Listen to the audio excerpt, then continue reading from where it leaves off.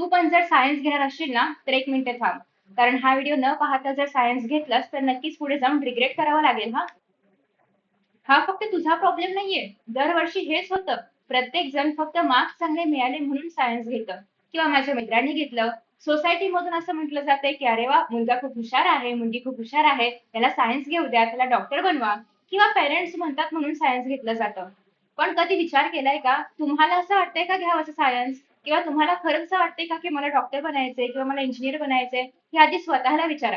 कारण इथून पुढे जेव्हा तुम्ही ते करिअर पाथ चूज करणार आहात, तेव्हा पुढे येणारी 20-30 वर्ष तुम्हाला ते काम करायचं आहे, इतरांना नाही. त्यामुळे हा निर्णय तुमचा असला पाहिजे, इतरांचा नाही. कोणीतरी म्हणतंय म्हणून सायन्स घेण्यापेक्षा ना आधी सेल्फ अनालिसिस करा, की खरंच मला फिजिक्स आवडतो का? खरंच मला केमिस्ट्रीमध्ये इंटरेस्ट आहे का? किंवा खरंच मला मॅथ्स किंवा बायोलॉजी यांच्यापैकी काही शिकायचंय का?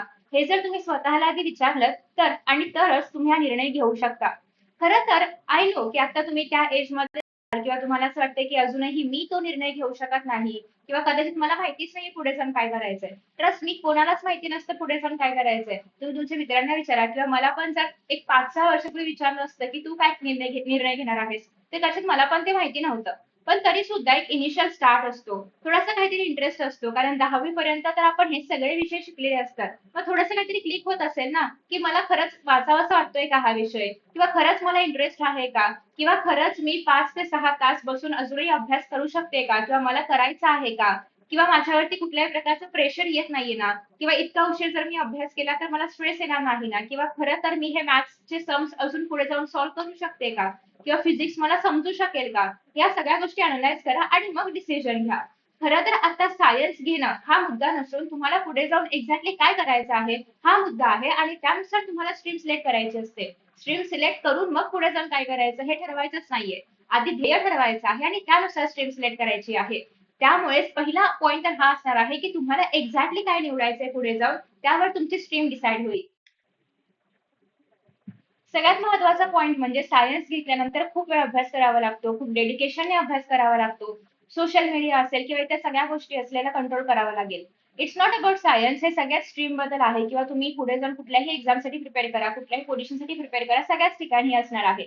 पण त्यातल्या त्यात जर तुम्ही कंपॅरिझन केलं, खरं तर कंपॅरिझन हा मुद्दाच नाहीये. पण तुम्ही जर डिफिकल्ट लेवल पाहिली किंवा अशा काही गोष्टी पाहिल्या तर तुमच्या लक्षात येईल की सगळ्यात जास्त डेडिकेशन ही सायन्स स्ट्रीमला द्यावी लागते. आणि त्यामुळे सगळ्यात महत्वाचं आहे ते म्हणजे ती स्ट्रीम चूज करण्याआधी त्याच्यामध्ये काय काय करायचं आहे, कसा अभ्यास असणार आहे, हे सगळं पाहणं. सो आय वुड सजेस्ट की तुम्ही सिलेबस एकदा गो थ्रू करा. काही समजणार नाही त्यामधलं तरी सुद्धा चालेल, पण ऍटलीस्ट बघा की हे टॉपिक्स आहेत. अर्थात तुम्हाला ग्रॅव्हिटेशन बद्दल माहिती आहे, तोच टॉपिक 11th ला आहे. तुम्हाला अॅनिमल क्लासिफिकेशन माहिती आहे, सेम टॉपिक बायोलॉजी मध्ये आहे. तुम्हाला अँगल्स बद्दल माहिती आहे, क्लॉक्स बद्दल माहिती आहे, मेजरमेंट्स बद्दल माहिती आहे, ट्रिग्नोमेट्री माहिती आहे. सेम टॉपिक तुम्हाला मॅथ्स मध्ये बघायला मिळतील 11th-12th मध्ये. सो बेसिकली या ज्या सगळ्या गोष्टी आहेत ना, आधी सिलेबस चेकआउट करा. बघा की तुम्हाला याच्यामध्ये इंटरेस्ट वाटतोय का. बघा की तुमची काही वर्ष तुम्ही हा सेम अभ्यास करू शकता का, तुम्ही या सेम गोष्टी समजून घेऊ शकता.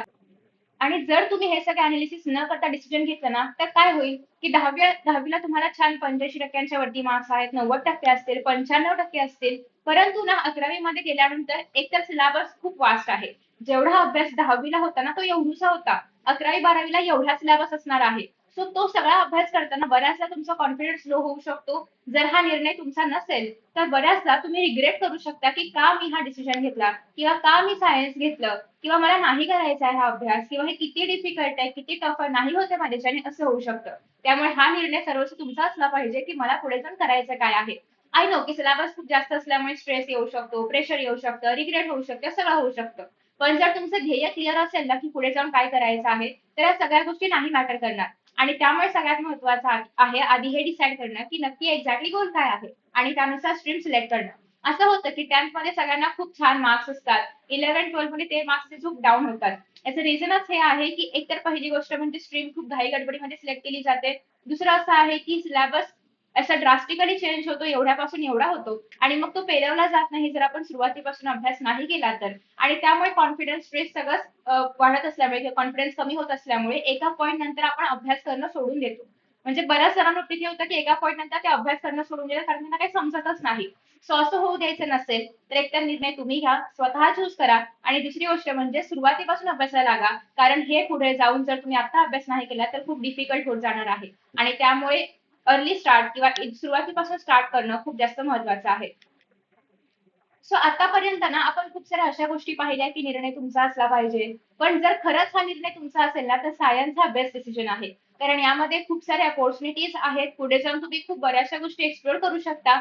अशा ऑप्शन्स आहेत की जे तुम्हाला इतर स्ट्रीम्समध्ये नाही मिळणार किंवा इव्हन तुम्ही सायन्समधून कधीही शिफ्ट होऊ शकता कॉमर्स आणि आर्ट्समध्ये. ती एक तुमच्याकडे तो एक चांगला ऑप्शन आहे किंवा तुमच्याकडे ते एक स्वातंत्र्य आहे की तुम्ही कधीही शिफ्ट करू शकता. बऱ्याचशा गोष्टी एक्सप्लोर करू शकता. पण हे तेव्हाच होईल जेव्हा तुम्हाला या फील्डमध्ये इंटरेस्ट असेल, जेव्हा तुम्हाला खरंच फिजिक्स, केमिस्ट्री, बायोलॉजी, मॅथ यापैकी विषयांचा अभ्यास करायचा आहे पुढची 2 वर्ष आणि इनफॅक्ट त्याच्यामध्ये पुढे करिअर करायचं असेल तर पुढची 5-6 वर्ष. आणि तरच तुम्ही हा डिसिजन घ्या किंवा तरच तुम्ही सायन्स निवडा. कारण अशी बरीचशी मुलं आहेत की ज्यांनी 10th मध्ये चांगले मार्क्स मिळाले म्हणून सायन्स घेतलं आणि परत ते आवडत नाही, झेपत नाही आणि त्यामुळे मार्क्स कमी कमी येतात आणि मग परत चांगल्या कॉलेजमध्ये ऍडमिशन नाही मिळत आणि पुढचे जे काही 5-6 वर्ष आहेत खूप स्ट्रगलमध्ये जातात. त्यामुळे बेस्ट आहे की सुरुवातीपासूनच डिसाईड करा आणि प्रॉपर डिसिजन घ्या आणि मग अभ्यासाला सुरुवात करा. सो आय होप की तुम्हाला हा व्हिडिओ आवडला असेल आणि अशा प्रकारचे अजून कोणते व्हिडिओज तुम्हाला हवे आहेत नक्की मला खाली कमेंट बॉक्समध्ये कमेंट करून सांगा. See you in the next session and bye.